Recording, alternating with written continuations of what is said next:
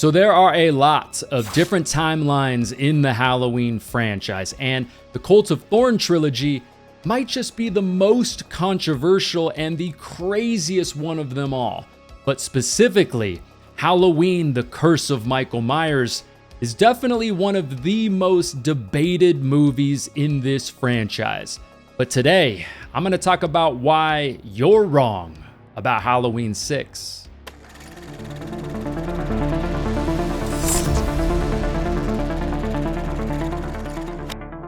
What is up, everyone? Welcome to Mad Blood, and like I mentioned, I'm going to be talking about why you're wrong about Halloween: The Curse of Michael Myers, which is actually celebrating its 30th anniversary from the time it came out in 1995, which was also a time period in the horror genre where things were definitely getting a little bit weird. Remember, this is 1 year before Scream came out and pretty much changed everything in the genre forever, and also a pretty low time period for horror movies just in general. They just weren't doing as well at the box office. The long-running franchises were either kind of taking a break or were kind of running out of ideas during this time. And then this movie came out and really had some of the wildest ideas in the entire Halloween franchise. Some great ideas, and also some ideas that just, weren't all that great either as well. So, and then also just a heads up, in this video, I will be mainly focusing on the producer's cut of Halloween 6. There will be some portions in the video where I'll talk about some of the differences between the theatrical and the producer's cut. But yeah, I just wanted to kind of switch it up a little bit. Most of the time on my channel that I've talked about Halloween 6, I have talked about the theatrical version for the most part. So if you want to, hear some thoughts on the theatrical version, check out those videos on my channel. But in this one, like I said, I just wanted to kind of switch it up a little bit and really dive into the more like ritualistic cult stuff that they really lay on heavy in the producer's cut especially. So leading into Halloween 6 and really building this Cult of Thorn timeline, obviously we had Halloween 5, which does have some fun moments, but overall is probably my least favorite Halloween movie in the entire franchise, mainly just because I think it's the most boring Halloween movie in the franchise. Now, with that said, it's not a terrible movie. It's not an unwatchable movie for me. It's not a movie that I hate. I'll still revisit Halloween 5 from time to time because there are some angles of it that I do really enjoy, but just considering the overall Halloween franchise, which is a franchise that I love, it is my least favorite movie in the franchise, Halloween 5, that is. But so at the very end of Halloween 5, what sets up Halloween 6? So we have the whole police station slaughter that goes down, and then Jamie's character makes the decision to go ahead and just waltz on in there, which is a really weird way to end that movie and a really weird decision for Jamie's character. Even though she's a kid, up until this point in the movie, she has proven herself, well, just in this franchise in general, in the movies that she's in, she's proven herself to be a very, very smart kid who, makes mistakes from time to time, of course, but for the most part, in most situations, even makes better decisions than most of the adults. Whereas in this one, it's just a very odd decision and creative choice to have Jamie just walk back into the police station knowing that something bad has clearly happened, and she just kind of walks there like, hey guys, like what's going on? Like really no idea or really purpose in doing it other than to just look and potentially put herself in danger and all of that, where of course the cult then ends up capturing her along with Michael Myers, which then sets up everything we see now in Halloween 6. And honestly, with Halloween 6, it's one of those movies in the franchise, the more I go back and rewatch it and rewatch it and rewatch it, honestly, I enjoy it more and more. And like I mentioned a second ago, I do like it better than Halloween 5, but there's just some things in this movie that the little nuances and the little details and the autumn and fall vibes throughout the movie, I think are really, really great. And like I said, this movie just ages really, really well for me. And so this movie, The Curse of Michael Myers, technically takes place 6 years after the events that we saw in Halloween 5. And now up until this point, we see that both Michael and his niece, the now pregnant 15-year-old Jamie Lloyd, were basically abducted, like I mentioned a second ago, by the Man in Black, this kind of confusing druid-like cult that we were introduced to. And we were also introduced to this whole aspect of what really is Michael Myers driven by? I mean, yeah, we've asked ourselves over the years, of course, why is Michael Myers so evil? Which, yeah, I'll get into more on how they explain all of that throughout the rest of this video. Now, some parts of this movie actually kind of share some funny parallels with the introduction to Rob Zombie's Halloween 2 when he gives that whole explanation about the whole white horse thing, which to me is usually never a good thing when you have to really explain something like that. It usually means whatever you're trying to come up with is probably too confusing or weird for most of your audience.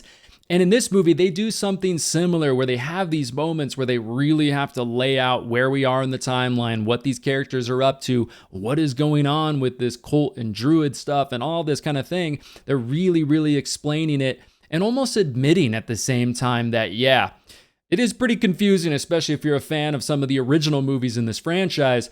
But yeah, when you really have to lay things out like that, they either think that we're just stupid or, just in general, it's probably not really a good thing. Now, with that said, I mean, immediately there's just some great intrigue for me personally with the introduction in this movie. So obviously, Jamie has been captured for a long time now. But I do have some questions that I really want to figure out in the early stages of this movie. Who got her pregnant? What's the cult's plan with her baby? These are just all things that make me want to stick around and find out the answers as this movie goes along. Plus, I actually really like the setting for the opening of this movie. These industrial tunnels with no windows anywhere. I just feel like would be scary as hell, either day or night. It doesn't even matter. And especially with the producer's cut of this movie in the introduction to this movie, it just feels very cult and very ritualistic and very dark, which does have some great moments to watch. I mean, really, especially during like the Halloween October season for sure. And also in the early stages of this movie, we immediately get treated to this new mid-90s version of the iconic Halloween score. And it is so 90s. And honestly, I love it. It's got kind of like a little bit of a tingy sound to it, but it's also epic at the same time. Now, the score is different than the original, but of course, it still has that like original foundation to the score, which is great. But personally, the score in this movie, I really do like it. I also actually like the whole radio subplot that is added into this movie. I feel like nowadays we just get way too many podcasters that are thrown into the mix, but it's done in a way that to me is just corny as hell. But I think in this movie, it works. It very much reminds me of listening to some of those like late night radio shows in the 90s as a kid. I feel like with these late night radio shows in the 90s, they were just different than the daytime shows. I mean, they just had more of a chill vibe, kind of like you're hanging out with a friend or something like that. Sometimes they talked about more, taboo adult topics, which of course as a kid is always fun. You're like, holy shit, they're talking about this. Plus the callers on top of that, which is something that we see in this movie as well. They tend to be a little bit more unhinged at night. Also, maybe they had a couple cocktails at dinner and then they, called into the show. Who knows? But regardless, things just got a little bit more spicy. But I also just think it's a great way to add this like fame whore type of a character who's just trying to exploit this town's tragedy for his own gain and all of that. And also creates a character that's thrown into the mix who definitely would be fun to see get killed by Michael Myers in a brutal way. Kind of in some ways reminds me of the newscaster guy in Jason Goes to Hell, but I do think Barry is better than that guy, even though he probably gets a little less screen time than the newscaster in that movie. Plus, as this movie goes along, I mean, it's pretty dark and dreary and serious throughout most of this movie, but I do think this whole like Barry Sims stuff, him stripping at the carnival, I bet she wears crotchless panties and barks like a dog and all of that. But just being the entertainer that he is, it just kind of brings the movie back a little bit, adds a little levity to some of these scenes, which I think personally for me makes the movie better for sure. And I think also adds a little bit more variety to the tone of this movie. So the holiday of Halloween has basically been banned since the events that we saw in Halloween 5 in 1989. And now this radio station is going to come back, have this big party and revitalize the holiday of Halloween in Haddonfield, the town of Michael Myers and his infamous murders and all of that. What could possibly go wrong there? And yeah, in Halloween 6, we once again get the return of Loomis, his final movie in this franchise. He gives us that line of, not dead, just very much retired, But Loomis in this movie, I mean, he is in rough shape. I mean, he had a stroke in the timeline in this franchise, and his character is barely hanging on. But for me personally, for this franchise, I do think it's really great to have Loomis back in this movie. It definitely adds something to this movie, without a doubt. I mean, Donald Pleasence is definitely a legend, of course, beloved, especially in the horror genre and all of that. But it also helps to add some cohesiveness to this movie and some cohesiveness to the foundation of this franchise. Because like I said, Halloween 6 gets pretty weird at times and definitely makes you feel like it's very different than the original movies in this franchise. But when we have Donald Pleasence, Loomis back in this movie, it helps to bring a little bit of that vibe from the original movies and that cohesiveness, like I said, which I think is great in this movie. Now, with that said, I get being locked in a dungeon and probably treated pretty horribly has, I'm sure, stunted Jamie's mental acuity a little bit. But after Jamie gives birth and she's trying to escape and get away and she goes to the bus station, I feel like there are just so many moments there that just don't make any damn sense. First of all, she goes into the bus station. She notices that nobody's there. Why doesn't she just keep going? I don't know. Anyways, and then she calls into the radio station and then just starts saying things frantically like, Dr. Loomis, are you out there? Dr. Loomis, Dr. Loomis, Dr. And then she just hangs up. Now I get this is a crazy situation. She's been through a lot. Hell, she just had a baby. But maybe instead say something like, hey guys, I'm in a bus station. Here's the name of the bus station. Can you please send some help? Send the cops? Anyone. Michael Myers is literally on my ass right now. Or even better, don't even mention Michael's name because then they'll probably immediately just think you're crazy and you're just some weirdo and they won't even follow up on it. Even better than that, just call the police station instead. Just a thought. But no, just go and chill in a barn waiting for the pumpkin patch to open. Now, I will say, in the producer's cut of this movie, I do think Jamie's death is very underwhelming for a character that's so iconic and so important in this franchise. I mean, she just gets stabbed out of frame, and then she just kind of falls over, and then later on in the movie, she's in the hospital, barely alive, and then ends up getting assassinated. The assassination part and that storyline of it, of this cult doing this to her, I don't mind that angle of it, but when you compare it to her death in the theatrical cut of the movie, which is just more like big and epic and a little bit more over the top, just for me personally, I think that kill scene is a little bit more satisfying when Michael Myers and Jamie meet and Michael, kills her. But yeah, like I said, this entire opening sequence of the producer's cut definitely has its flaws, but also at the same time does have some great darkness and dreariness and also some unanswered questions that I want to find out more about. And then after that whole opening sequence that's kind of crazy and all over the place, has some major moments for some major characters, is dark and dreary. Like I mentioned, we then cut to Haddonfield and we meet one of the best assholes in this entire franchise, a character that you definitely want to see get killed in a brutal way. Unfortunately, in the producer's cut, doesn't really happen in the theatrical cut. It does, but we'll talk about that a little bit more in just a minute. But I also think just some great Halloween set design here with this moment during the daytime, the classic leaves, the trick-or-treaters. You could just feel, the cold breeze in the air, which definitely gives this movie that niche in the franchise, along with the intro to Halloween 4 and stuff like that. That just feels so Halloween. I will say though, correct me if I'm wrong in the comments, guys, but isn't it the morning time? It's a little bit weird that, people are just waking up, having their coffee and breakfast, but yet the streets are flooded with trick-or-treaters and stuff like that. I mean, I think it's great. I mean, trick-or-treating, hell yeah, I wish it happened every day of the year. And now I get that, probably Haddonfield, they haven't really celebrated Halloween for this long. So maybe they're just pumped. They're like, we are going to trick or treat all day. But still, kind of makes me laugh that they cut immediately to trick-or-treaters. I also think in this movie that Paul Rudd as Tommy Doyle is actually pretty great in this. If you remember, Tommy Doyle is the character that was babysat by Laurie Strode, that night in 1978. But I just think he's great in this movie. This was the first big role he ever had in a movie. Is his acting in this movie perfect? Is it as good as it is nowadays? Or so I'm like, no, not really. But I do think his character does a good job in this movie. And I do think he elevates this movie. And he's just a solid character in this franchise. He's one of those characters, the people in town think that he's unhinged because of his history.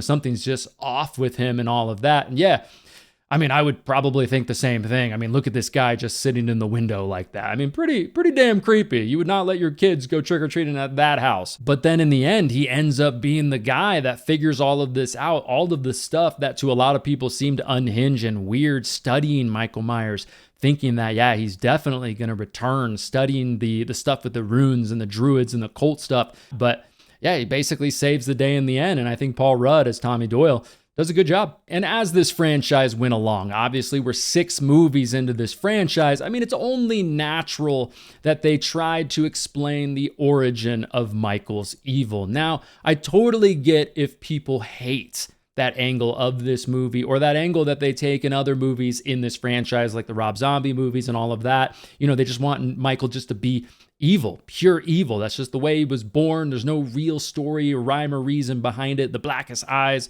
I get that. And I also get if people hate, the whole angle that they implement in this movie of, oh, remember that opening to Halloween 1978 when Michael kills his sister? Well, a voice, this weird cult voice, told him to do it. I understand if you hate that. And yeah, for me personally, I do really love the movies in this franchise that don't peel back the layers on the Michael Myers character. They don't try to give us an origin story or anything like that. I do love that angle to it, but I've never really been bothered by this. I've never really been bothered by the whole brother-sister timeline and all of that. Honestly, it's never really bothered me. But maybe with this movie specifically, maybe I'm just a sucker for these old stories about the origin and the evil of Halloween and all of that, which they dive into a little bit in this movie, but just this idea of runes and demons and the Celtic legends, the story about this cursed child that had to offer a blood sacrifice on Halloween in order to spare the lives of the entire tribe. And, this whole constellation of the stars and the stars aligning on Halloween, replicating when Michael Myers attacks throughout the years and all of that, and just starts killing again. Honestly, in this movie, I personally just eat that stuff up. Now, the producer's cut of this movie does have its moments of greatness, but one of the biggest things that the producer's cut is missing for me personally is with the kills. Now, I get that in Halloween 1978, the kills are more subtle, the kills are more subdued and all of that. But in Halloween 1978, despite that, they're still done in a way that definitely makes them feel very brutal and scary. The kills in this movie, though, I feel like are just flat out mediocre in the producer's cut of this movie. In the theatrical version of this movie, like I mentioned a little bit earlier, we get one of the best kills in this entire franchise if you enjoy some of the over-the-top kills in horror movies, like I personally do. But the death of John Strode in the theatrical version of this movie, it's just a damn good time. He gets electrocuted similar to this movie, but he's foaming at the mouth, and then eventually he explodes. His head explodes. Yes, like I said, it is over the top for a Halloween movie, and I get if that's not your thing, but me personally, I think it's one of the best kills in this franchise. It makes you laugh your ass off, I feel like, and also is pretty satisfying for one of the biggest pricks in this entire franchise, whereas John Strode's death in this one, it's okay, I guess. It's not bad. It's just okay. He gets electrocuted. It's kind of funny how he's sitting there and screaming. I also kind of do enjoy how they cut outside of the house and we see some of the lights and stuff like that. And then after that, he just kind of keels over dead. I feel like it's very underwhelming for a character they clearly build up to make you absolutely hate. And yeah, like I said, I do feel like with the producer's cut, which a lot of people tend to love this producer's cut, the kills very mediocre. Now, to talk about Michael a little bit in Curse, I personally don't think Michael looks bad in this movie. I think Michael's mask in this one is kind of a mid-tier mask overall. I think it is pretty creepy, just the mask and all of that. His character does show some brutality and strength throughout this movie for sure. I do think George P. Wilbur does a solid job portraying the character in this movie. No major complaints with that. The only complaint really I have with this character is the look of him at times, just here and there. I think especially in the producer's cut, they do a good job of keeping him in the shadows, keeping him creepy, cutting away from him and all of that. But there are some moments in both the producer's cut and the theatrical cut where Michael just looks kind of puffy, like he's wearing a diaper or something, which I don't love. That's a bit of a nitpick though, with that said. But yeah, Michael, in this movie, he's definitely kind of staying up with the times in the mid-90s. He's got the whole spiked bedhead look going on. So yeah, I guess there's something to be said about that. Now, this slasher franchise isn't exactly known for having these big major twists throughout the franchise, but I do think the twist in this movie in particular, and really in this Cult of Thorn timeline, but in this movie specifically, is not only unique for this franchise, but I also think is pretty fun, revealing that the old lady is also working for the Men in Black, also revealing that the guy who's basically the head of Smith's Grove as well is a part of this whole operation, where Michael Myers was incarcerated as a child and all those years. Kind of makes you think about that and links everything back to the original parts of the movie. I think that twist is fun, like I said, and unique for the franchise. But I will say, so you're claiming to be Michael's protector? Not really doing a great job, are we? I don't know about you, but I've seen a lot of events that have happened in Michael's life up until this point, shot over and over, burned alive, stuff like that. I mean, where is this protecting that you're talking about? I do think towards the end of this movie, the whole storyline of not killing Loomis and Tommy, for me, it definitely feels just a little bit clunky on how they pulled it off and just how they showed that to us in the movie. It's okay, they just decided to drug us and then leave us in what feels like just a couple minutes. I get that it's longer than that, but the way it's executed, it doesn't really feel like it's a long part of the movie or anything. And the whole reason was because it's just a part of his game. I don't know. It just doesn't feel like a well thought out part of the story to me. It's of course they're going to wake up and immediately go looking for you guys. Why would that be helpful in the ultimate plan for the cult? I will say too, every time I go back and rewatch this movie, it's always kind of shocking to me that 6 movies into this franchise, this is the first time that we get this big ending climax at Smith's Grove, such an important place in this franchise.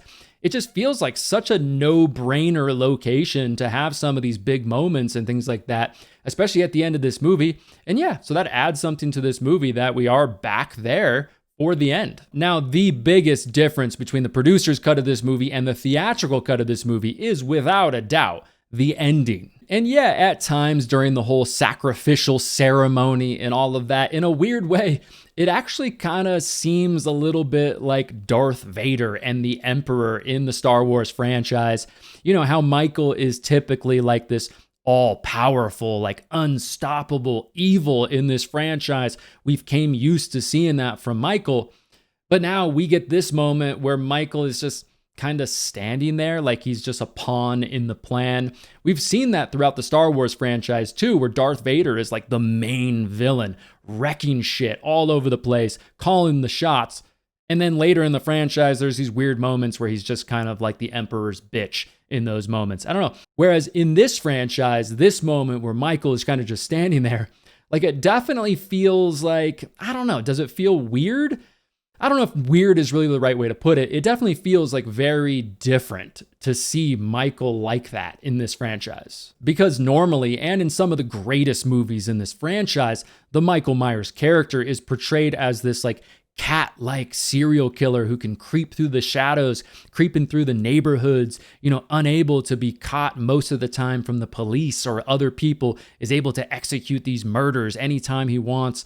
So this portrayal of the character, I wouldn't necessarily say that it's bad Now, for me personally, I don't like it as much as some of those other portrayals of the character, especially in the original Halloween and the second Halloween, the original Halloween 2. But I will say, in a long-running horror franchise like the Halloween franchise, it is kind of cool to get like a little bit more variety to this iconic character. Now, I will say, towards the end of this movie, there is a moment there that does kind of feel like it's just some amateur filmmaking. Just that whole moment, how Tommy contains Michael with the runes, and then he just ends up, he's just kind of frozen there. I don't know, there's just something about that just doesn't seem that great. But yeah, this ending to Halloween 6, I almost look at it a little bit like it's got some parallels with some of the stuff we see in Halloween Ends. I mean, it is just, this ending to the producer's cut especially, it is just so out there and so risky for this franchise. I feel like that it's unquestioned that there's going to be so many people that are going to love it, but also so many people that are going to absolutely hate it just because of how different the elements are from the foundation of the franchise that made this franchise so iconic. I mean, there's that moment there when Michael switches clothes with Dr. Wynn, and then Loomis approaches Dr. Wynn, takes off Michael's mask, which is on him. Kind of similar to some of the stuff we see in Halloween 2018, now that I think about it.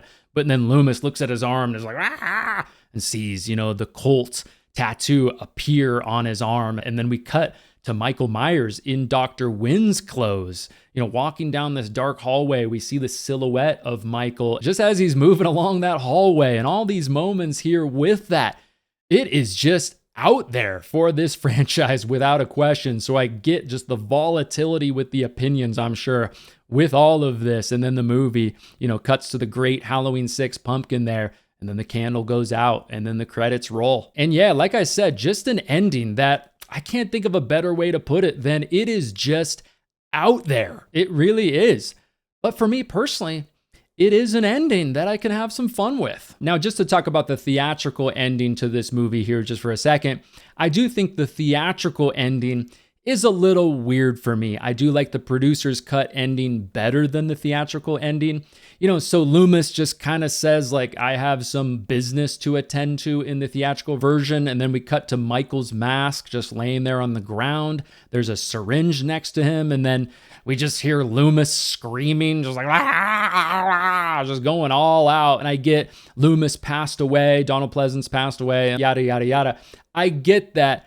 But still, for me personally, like I said just a second ago, I do think the producer's cut of the end of this movie just makes a little bit more sense, ties up some of those loose ends and stuff like that. And I just think overall is executed better. And yeah, even though this movie does have its flaws, I do have a great time with this movie. I also think just the fall vibes in this movie are really, really good, especially in consideration with some of the other movies in this franchise. I think this movie in particular does that angle really well. It just has like these natural, like orangey tones to the color correction in this movie, which I think is good too. It very much has like an autumn, fall, and Halloween time type of an atmosphere and feel to it, which I just personally think is great. So now, is Halloween 6 like a top 3 movie in the franchise for me? No. But like I mentioned just a second ago, it's still a Halloween movie that for me personally, I can have a lot of fun with. I do think this movie has a good Myers. He looks good throughout most of the movie.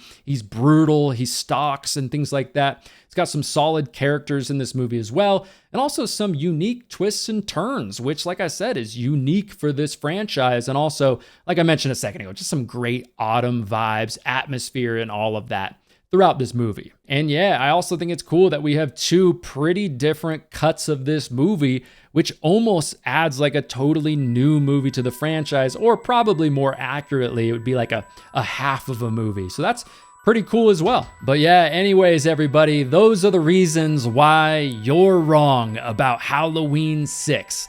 But all jokes aside, thank you so much for watching, everybody. If you want some more Halloween content from me on my channel, obviously it's October. I have a ton of that on the channel, a lot of great stuff. If you're a Halloween fan, I think you will enjoy. I'll link some of those videos for you right here. But make sure you subscribe if you want some more horror content from me. Also, if you enjoyed this video, please leave a like on it. It really does help me out a lot. I work really hard on these videos, but Thanks so much again, everybody, for watching. All of my social media links are down below in the description if you want to follow me over there. But my name is Matt, and I will talk to you in the next one.